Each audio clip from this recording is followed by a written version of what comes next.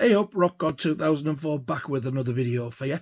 This is another Iron Maiden box set. This is another re-release one.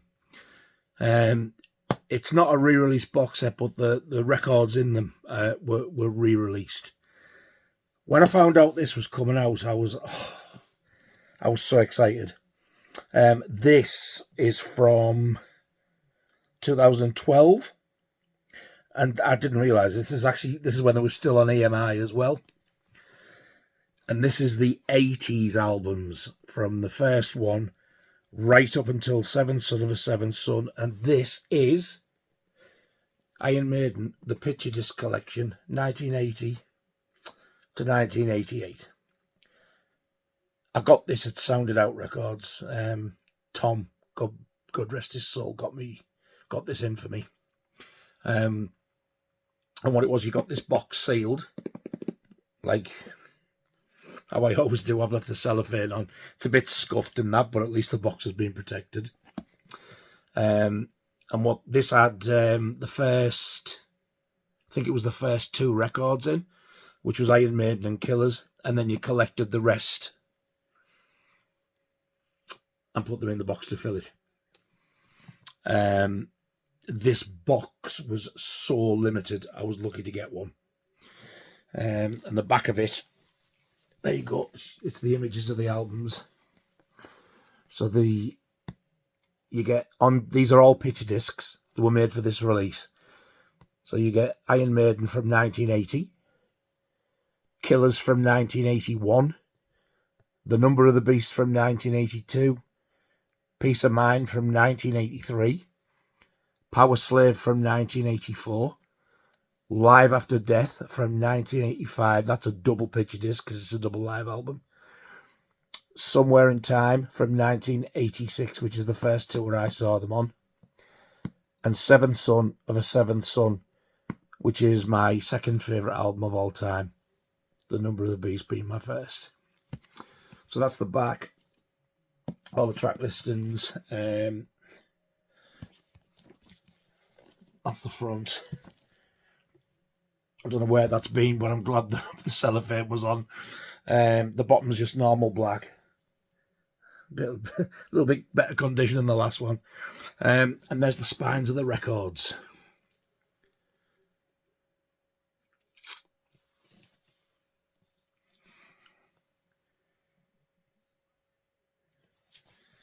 These are stunning. I'm quite excited to show these, so let's crack on. I'll get the first one. So first up is the debut album, Iron Maiden from 1980. Now they all got these Obi strips. Limited edition picture disc, Iron Maiden, and the EMI logo there. There you go, there's Eddie in all his glory, the first one. It is the UK track listing, you don't get Sanctuary on, it's just the original. And they're all gatefold. Unlike the original releases, but... And then you get little pictures inside of each one there. So I had to wait because you couldn't see them all properly there.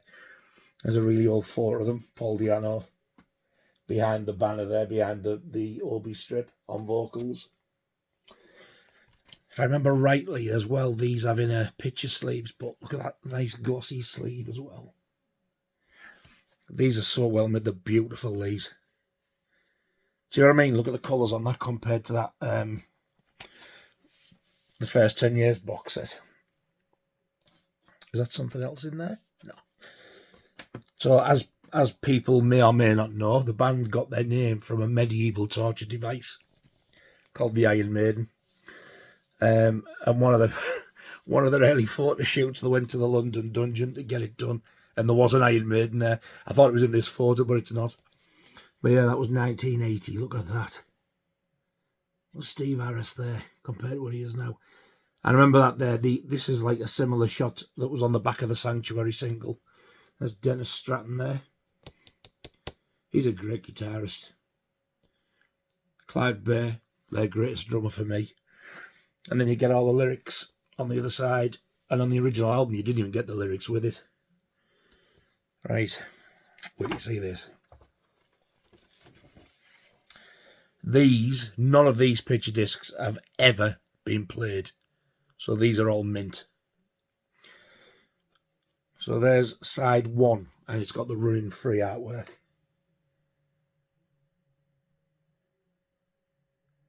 So that was the first Eddie, I think, that we saw before the album come out. That was like a sort of a teaser for the running free single. And then this caused holy hell. As if you're a Maiden fan of my age, you'll remember this. That for side 2, they've used the Sanctuary artwork where Eddie's just like tried to kill Thatcher. You think she's dead, but she's not, because she's back in the next record sleeve. But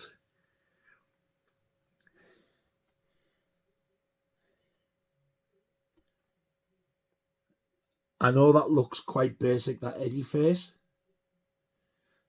But like Killers, that is also one of my all-time favourite Eddies. I think it's got to do with like the look of the street lights, the clouds, and yeah, it doesn't look like that anymore. You can just tell it's the 80s. Absolutely stunning these are.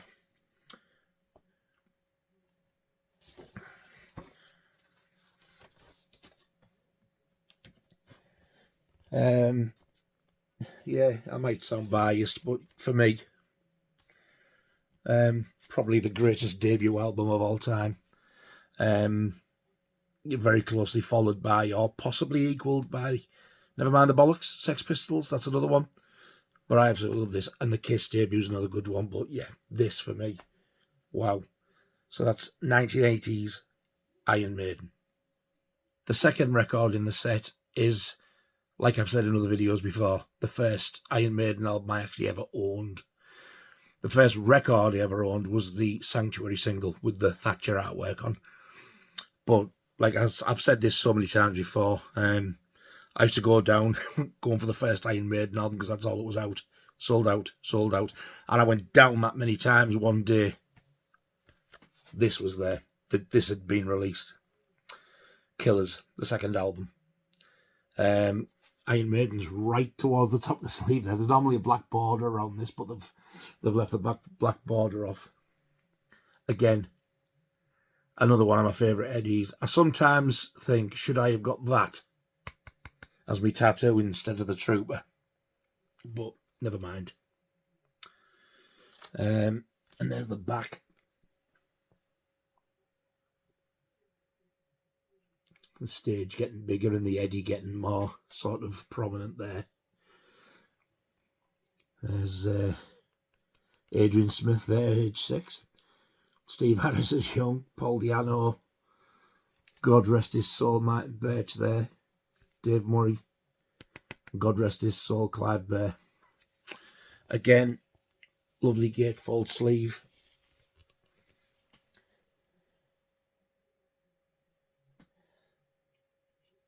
I'm not going to take the Obi strip off. It's too much of a faff on. I remember the very first time I played this, it absolutely blew my mind. That's when they were in the first Japanese tour. That's kind of the circa, I think, when they did the Made in Japan live EP. There's Eddie in the background. That's as good as the Eddie was before he was a dirty, great big inflatable thing or robot with a Killers t-shirt on. And again, lyrics to all the songs, which you didn't get in a picture sleeves on the first 2 albums. Now this artwork, this is beautiful. So on side 1, you get the Twilight Zone artwork, which was the single, which was released with Wrathchild as a double A side. Wrathchild's on the album. Twilight Zone isn't, unless you get the American, Canadian, Japanese pressings, and probably a couple of more. All the European ones didn't have it. I love this artwork when it come out. So that's a ghosty Eddie there. And then there's a photo of Eddie there signed to Charlotte. And the Grim Reaper outside with it getting dark. You can't beat Derek Riggs' artwork. And she's holding the death card as Charlotte. That's Charlotte the Harlot. And then in side 2, this is the Purgatory artwork for side 2. Look at that. Absolutely beautiful, that. I do have a tour t-shirt. I think it's from the Legacy of the Beast tour. And that's on the back print. I haven't seen it for ages. Don't know where it is. There's the old Derek Riggs signature there. So that's killers. Like I said, don't forget, like, none of these picture discs, I've never played them. I've been tempted to, but they're just so nice. They're really heavy, thick weight vinyl as well. Like, really amazing quality these are. And even the sleeves are just they're so thick and well made. So that's the second one there. 1981's Killers. The third record, this is another stunning one. And this is the greatest record ever. And if you don't agree, it's all right. You're allowed to be wrong. This is The Number of the Beast from 1982. This was going to originally have been the artwork for the Purgatory single. And when Derek Riggs brought it to them, they were like, no chance. That's far too good for a single. We want that on the next album.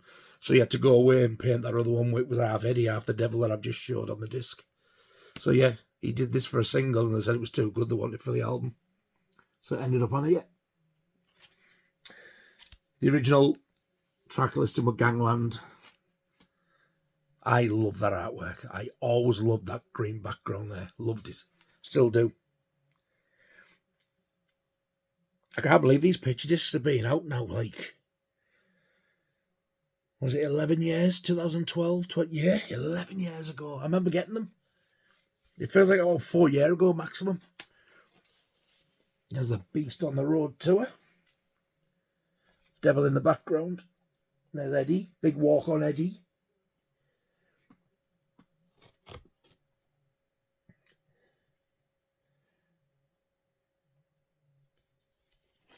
I've not seen these for ages, so I'm having a good look as well. Ah, right. I knew I'd seen that photo somewhere before. I've got a bootleg with that on the front cover, and it's Number of the Beast 201 live at, is it the Palladium or something in New York? It's a radio broadcast as well. It's a good one. I knew I'd seen that photo somewhere. This was actually the first one that you did get an inside picture sleeve with on its original release. Looked nothing like this, but it did have the lyrics on. There's the Number of the Beast. I love that font, that logo.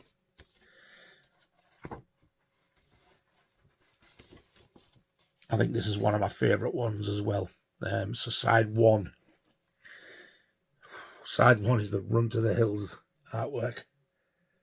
That green and that blue. Absolutely stunning. I really miss Derek Riggs' artwork. I really wish he'd sort of make amends with the band and do their artwork again.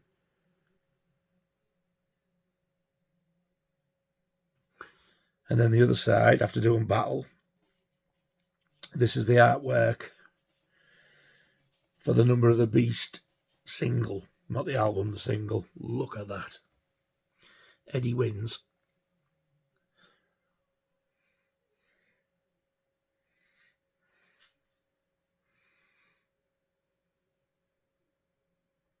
Pretty nifty, yeah. So I have absolutely zero idea what these sound like. But I do know that modern picture discs do sound a hell of a lot better than what the old ones used to sound like. I've had them 11 years now, so I doubt I'll ever play them. They're merely for collecting because they're just so gorgeous. And I love the Obi strips as well.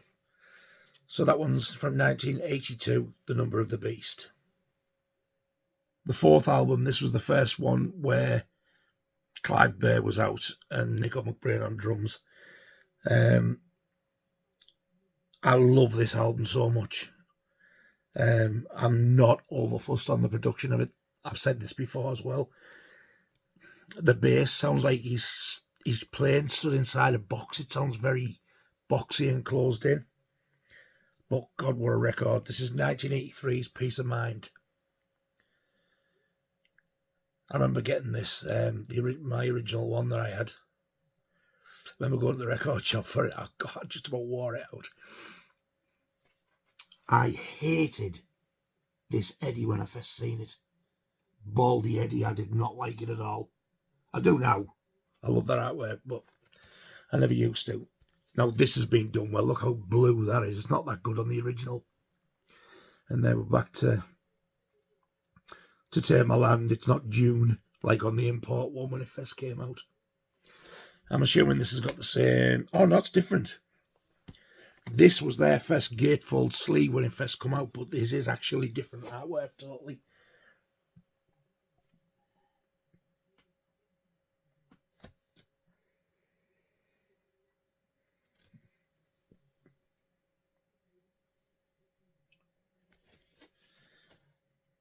Wow. So you've got, To Tame a Land. It's not called June.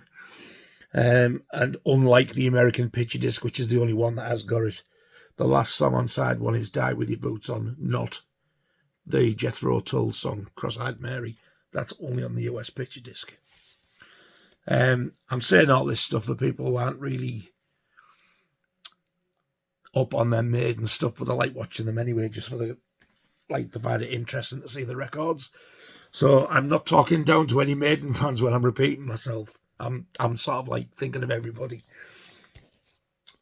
That's a slightly different shot. He's looking at the camera there, where the one you got in the original record, they're all looking at that brain on the plate. And in the background there's the Grim Reaper. I think that's Martin Birch and that is Derek Riggs, the artist. Or the other way around. I can't remember which one is which.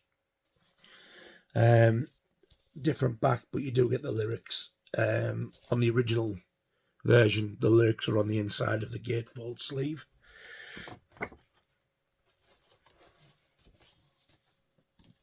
So on side one, you get the Flight of Icarus single artwork. Looks pretty much like the Flight of Icarus 12-inch picture disc. It's the same artwork, really, just a bit clearer. There's somebody getting rogered from behind. Look on the top of the thing. They're the filthy beasts. And then on side two, this is what I've got on my tattoo. On my arm there. It's the Trooper.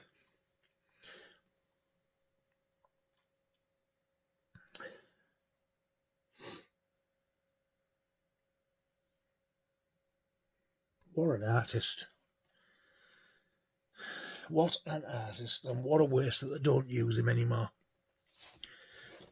I must admit, I did see some of his rejected stuff for Fear of the Dark and Brave New World. Brave New World wasn't great, but they stole the Eddie off his design and put it in the Clouds one, the one you see now. But his rejected one for Fear of the Dark was pretty bad. I thought, as a kid, drew that. So I don't know, but yeah, I think they had a big falling out. So unfortunately, he doesn't do anything anymore because he's an absolute genius. 1983's Peace of Mind. The fifth album. This is quite a lot of people's favourite one as well. I wasn't fussed on this artwork when it first come out because I always used to hate the summer and the sun. I always like the dark nights and the rain and stuff. So when I seen this, I was like, because it's Egypt. I think it's fantastic now. It's an absolute work of art. From 1984, this is Powerslave. This did get an original release on picture disc over here, as did The Number of the Beast, but it's different to this. And where you see that room there, So where they would like tippy toe up the stairs and go into that little room between Eddie's legs there. That's the inside of it you're getting looking out. How clever is that they've thought of that? And I used to have a t-shirt with that on. Whew.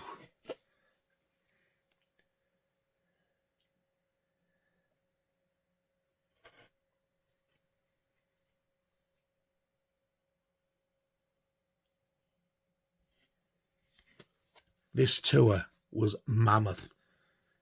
This nearly broke them up. It wore them out.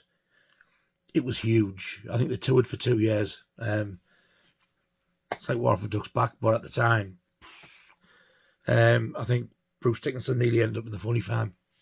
It really affected them bad. It's very, very subtle, but I think that might be a slightly different picture to the one you get in the original. I'd love to have been there for that photo shoot. I bet it was amazing. And then you get the lyrics on that side. It's different. It's kind of similar, but it is different. I don't think I like... Yeah, I'm not too keen on this. Because you've probably seen the pattern is that the artwork that I've done for side 1 and 2 is like, it's the singles off each album. So this is 2 Minutes to Midnight artwork on side 1. Yeah, you know where I'm like, I don't like nuclear bombs or anything like that. It scares the shit out of me. So I've always hated this. And side 2, it's great artwork, but it's war related, so I still don't like that either. Aces High. I've seen some really good tattoos about this though. I'm in a group, an Iron Maiden tattoo group on Facebook, and I'm sure somebody had this one done. And they've done a good job of it as well. It looked really nice. So that's on side 2. There is some amazing songs on that album.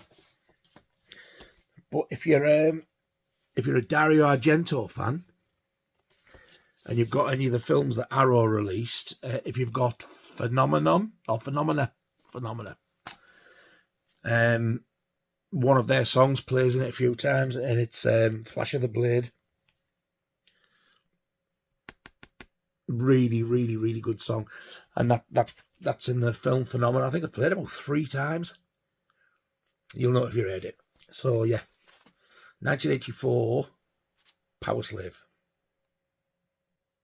So the 6th album was a double live album from 1985.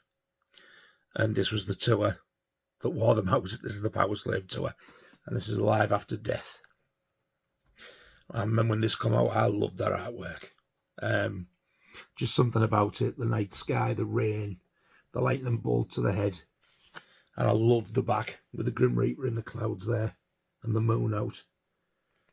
And I think that's New York and the cemetery. It's just amazing. However, I don't think I like this live album as much as what everybody else does. I like Rockin' Rio better than this. I think it's because of Bruce's voice and Nico McBrain's drumming. He hadn't really settled in properly. I don't know. It's not Clive Bay, and I'll never ever get over that. That's different to the original as well. Similar, but different.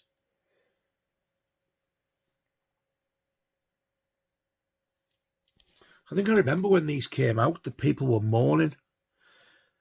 Why have they changed the artwork? But for God's sake, because they want to do something a bit different instead of having the same thing. These sleeves, they're so glossy, they're beautiful. I don't think you get the booklet in this. No, you don't.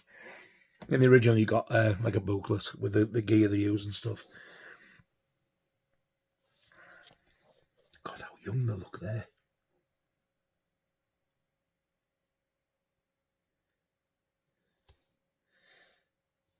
And now it's all on there, all the gear. You don't get the lyrics. This is a beautiful one. This is a double. So this one was the most expensive one of the lot. So on side 1 is the Phantom of the Opera artwork,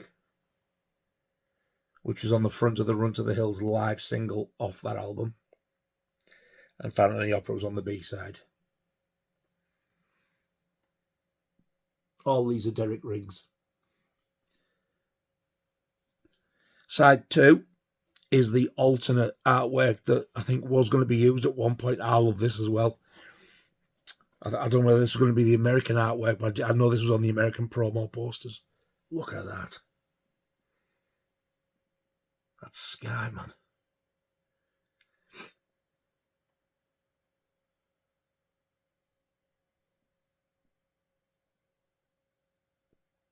I don't know I don't know they could pick between the two, to be honest. But I remember when this came out, I was so excited. I thought, oh my God, they've got a live album coming out. I loved it when I first heard it, but then the more I listened to it, I was like, the voice is a bit ropey, mind. And they didn't do another one for another, God, 85, 86, 88,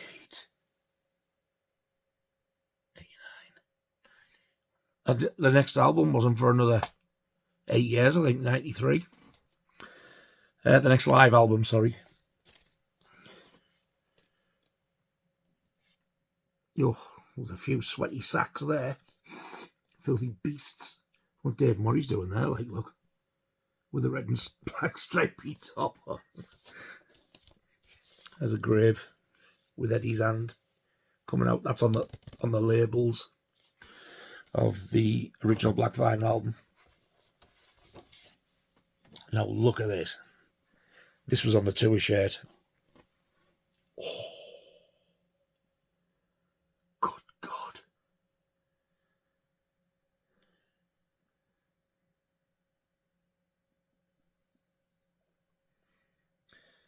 I don't know if there's like a lot of Maiden fans who didn't get these. I'm hoping this might be the first time you've seen them. I'm hoping I'm showing you something that you've never seen before, because I don't want you getting bored.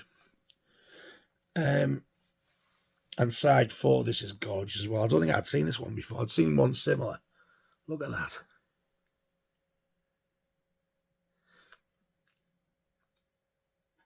So I did pretty much get to see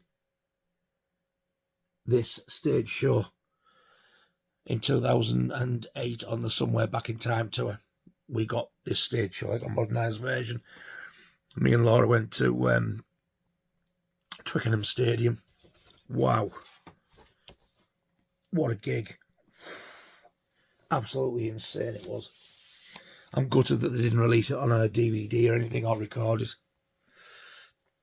Double live album from 1985, Live After Death. The next one is the 7th album, but it's the 6th studio album. And this is the one when I finally got to see them live on this tour. This one's from 1986, and it's Somewhere in Time. The tour that we've just been on this year, this is the one it's combined with what this set used to look like with the new album Senjutsu. But they played a song off this that they've never played live before, which was Alexander the Great, and my God, did they do it well, and people were actually crying. It's not only me, but people did. So yeah, there you go. That's the futuristic Eddie. I think it's kind of based on Blade Runner and stuff like that. So yeah, you can understand why I'm not overfussed on this. It's very clever though. There's loads of Easter eggs and stuff in it. There's the band. There's the pyramids from Powerslave. Long Beach Arena, which is where the double live album Live After Death was recorded.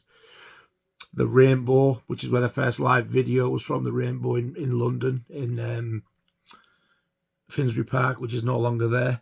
There's all sorts of stuff on. Loads of Easter eggs. He did say as well, Derek Riggs, this was the most difficult one he'd ever painted. And he never wanted to attempt anything like it ever again. The detailing is ridiculous. Even like there's the old Iron Maiden poster, like on the early ones, like Sanctuary and the Women in Uniform sleeve. Absolutely mental. The stuff there's Icarus from Flight of Icarus. You could go on all day looking at this.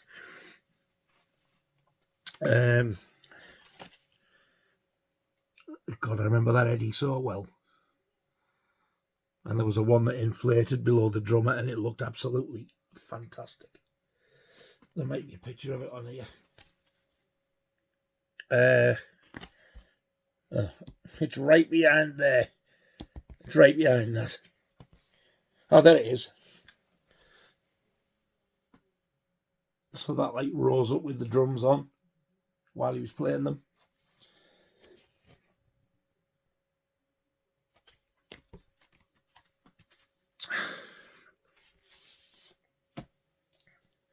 That was supposed to look like some sort of futuristic car.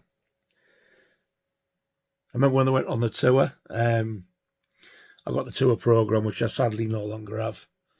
And when I opened it, and when he come on stage, Dave Murray had treated himself to a perm. That one does have the lyrics on the sleeve.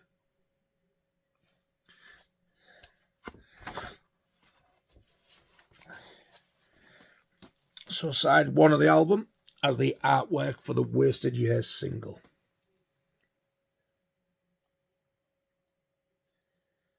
I mean that's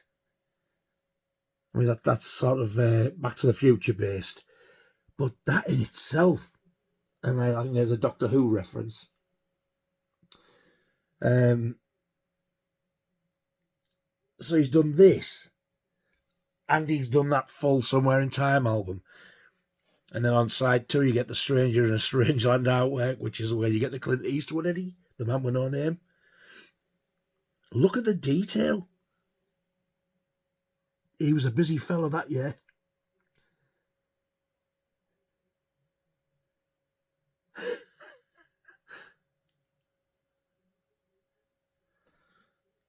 Yeah.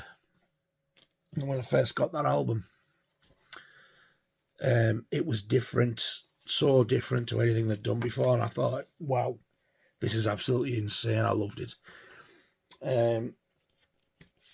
First time they introduced guitar and bass synths. I remember Adrian Smith had one. He played like guitar, but it was like a synth sound. Like, must have been like early experimenting. Unreal. So that's from 1986, Somewhere in Time. So the last one in this box set, which is the 8th album in the box set, but it is their 7th studio album, which ties in with the title. So this is from 1988, and this is my second favourite album of all time. Seventh Son of a Seventh Son. The artwork for the singles and this album is absolutely unreal. I love it. Just something about it. I remember when this came out, and then they announced the tour, they were doing one date, and it was Donington, Monsters of Rock, before it was Download. And I was gutted because I thought, I don't want to go to a festival, but I had to. They only announced a little mini tour at the end of the year while they were there. So, but anyway, at least I went. They were amazing. We were so far back though, and it was still emotional. That was the day that 2 people got killed, unfortunately, during Buns and Toasties set. That was such a shame. And nobody told these, because they didn't want them to go on a downer when they went on stage. And I remember the same year, Poltergeist 3 come out. And it freezes over snow. And I remember going to the pictures with my ex, who was like my kid's mum. And I'm going, that looks like the 7th Son of a Seventh Son. But I was just going to say the same. And there's the back. It does remind me of the Poltergeist 3 thing, but like obviously with like more of a pale blue. If you have never heard it, I don't know where you've been living, but please give Moonchild a listen. Phenomenal.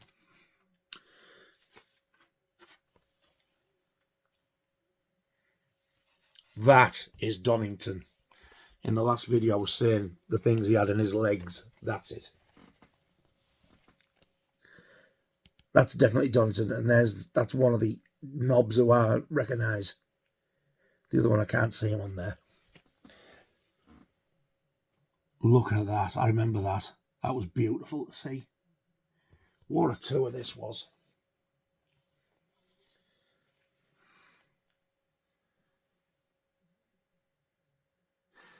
So when I showed the first 10 years box and I showed you the back of the Clairvoyant, I said that's not Donington. Look, totally different clothing, different top, different trousers, and there's the things around the legs like Blackie Lols from Wasp wears, and there's the Eddie.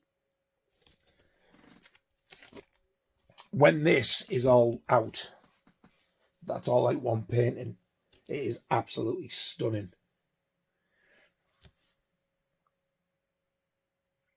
Wow. God, I remember that day, even now.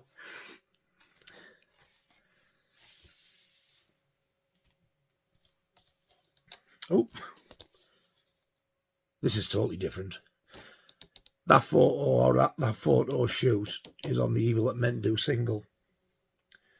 I think they're in New York there, if I remember right. I think that's one of the Twin Towers in the background there.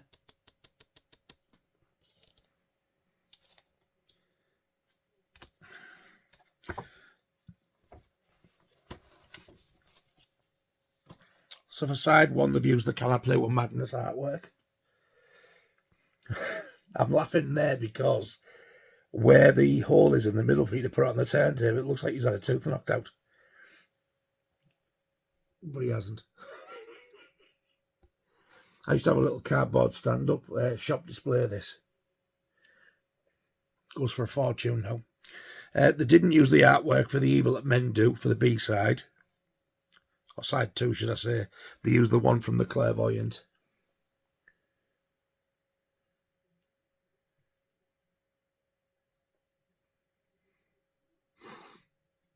They're beautiful, these. Absolute works of art. All brand new, look. Never played. Not a finger mark on them, not a scratch on them.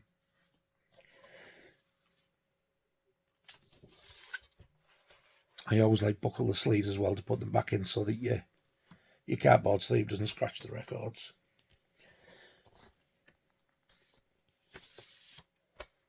So that is the last one of the 1980s picture discs. That's from 1988's Seventh Son of a Seventh Son. So there you have it. That's the complete box set.